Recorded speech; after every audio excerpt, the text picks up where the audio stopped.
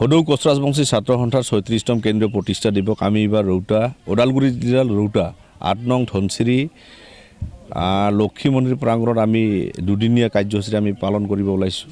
ওদালগুৰি জিলা কোচ ৰাজবংশী ছাত্ৰ সন্থাৰ কমিটিখন আমি ২৮ তাৰিখে গঠন কৰা হ'ব।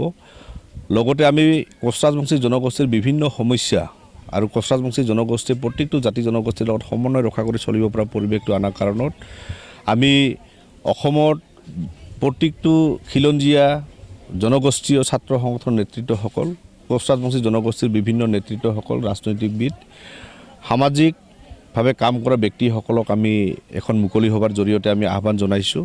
তাতে আমি আলোচনা কৰা হ'ব কোচ ৰাজবংশী জনগোষ্ঠী আমি ঐতিহাসিক এটা ইতিহাস প্ৰসিদ্ধ এটা জাতি, কিন্তু কোচ ৰাজবংশী জনগোষ্ঠী আজি বিভিন্ন জাতি জনগোষ্ঠীৰ লগত আমি একেলগে খোজ মিলাই আমি চলিব পৰা নাই। তাৰ কাৰণে আমি এটা ৰাস্তা বিচাৰি এই মুকলি সভাখন অনুষ্ঠিত কৰিব ওলাইছোঁ।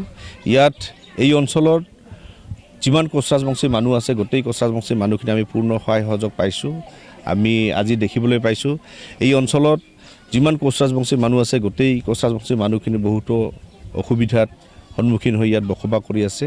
প্ৰতিটো সমস্যা সমাধানৰ কাৰণে কোচ ৰাজবংশী অসমত নহয় ভাৰতবৰ্ষৰ বিভিন্ন প্ৰান্তত সিঁচৰিত হৈ থকা কোচ ৰাজবংশীসকলক একত্ৰিত কৰাৰ কাৰণে সদৌ কোচ ৰাজবংশী ছাত্ৰ সন্থা যিহেতু জন্ম লৈছে আৰু কোচ ৰাজবংশী জনগোষ্ঠীৰ সামগ্ৰিক উন্নয়নৰ কাৰণে কোচ ৰাজবংশী ছাত্ৰ সন্থাই সদায় কাম কৰি আহি আছে আৰু কৰি থাকিব।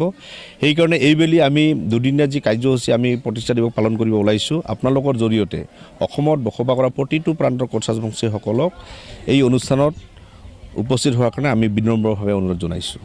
সদৌ কোচ ৰাজবংশী ছাত্ৰ সন্থাৰ ৩৬তম যি প্ৰতিষ্ঠা দিৱস, ইয়াৰে যিখিনি আমাৰ প্ৰস্তুতি আমি সম্পূৰ্ণৰূপে পূৰ্ণগতিত চলাই আছোঁ। ইতিমধ্যে আপোনালোকে দেখা পাইছে আমাৰ সাধাৰণ সম্পাদক ডাঙৰীয়া আহি ইয়াৰে পৰ্যবেক্ষণ কৰি গৈছে আৰু তেওঁ সঘনাই যোগাযোগত আছে আমাৰ লগত। আৰু আমাৰ যিখিনি সদস্য আছে সকলোৱে আমাক মানে প্ৰাণ উজাৰি সহায় সহযোগিতা কৰিছে আৰু ৰাইজৰ মাজত আমি সোমাই যাওঁতে আমি সম্পূৰ্ণ সহযোগিতা আমি পাইছোঁ। গতিকে আমি আশাবাদী, আমি যেনেকৈ ভাবিছোঁ সম্পূৰ্ণৰূপে সেনেকুৱা ধৰণে আমি অনুষ্ঠানটি পাতিবলৈ সক্ষম হ'ম।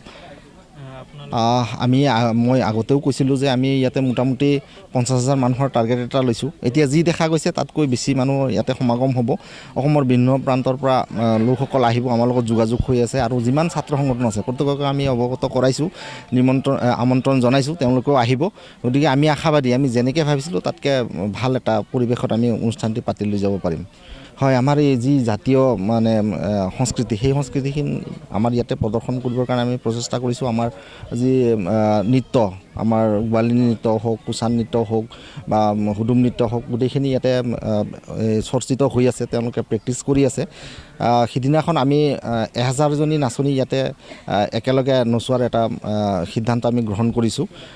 ভাবিছোঁ আমি সেই ক্ষেত্ৰত সক্ষম হ'ম, কাৰণ আমি চাৰিওফালৰ পৰা সঁহাৰি পাইছোঁ। কিছু ইয়াতে হেৰি কৰি আছে, প্ৰেক্টিচ কৰি আছে, কিছু বিভিন্ন অঞ্চলত প্ৰেক্টিচ কৰি আছে আৰু আমি ঠিক অনুষ্ঠানৰ 3 দিনমান আগত আমি একেলগে গোটেইকেইজনীক একেলগে নচুৱাম, প্ৰদৰ্শনী কৰিম মোটামুটি হেৰি।